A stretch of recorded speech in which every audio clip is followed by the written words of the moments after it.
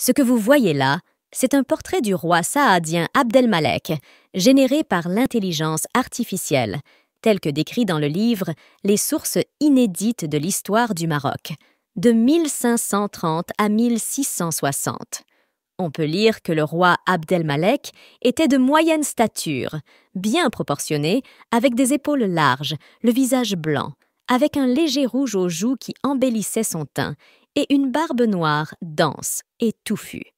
Ses yeux étaient verts et grands, et il était très agréable et bien éduqué dans ses manières, en plus d'être d'une grande force physique, qu'il exerçait continuellement en s'entraînant au combat et en tirant à l'arc.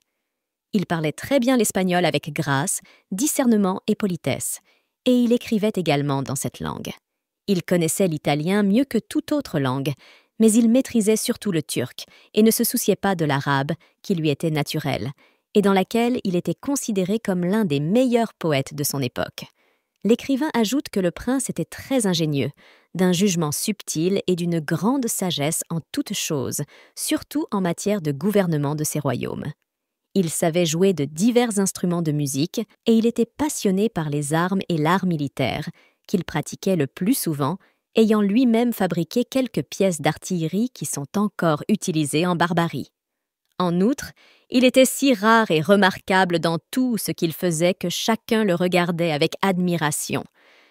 Je rappelle que Abdelmalek trouva la mort lors de la bataille des Trois Rois, en 1578, que ses troupes remportèrent, et il n'avait que 37 ans.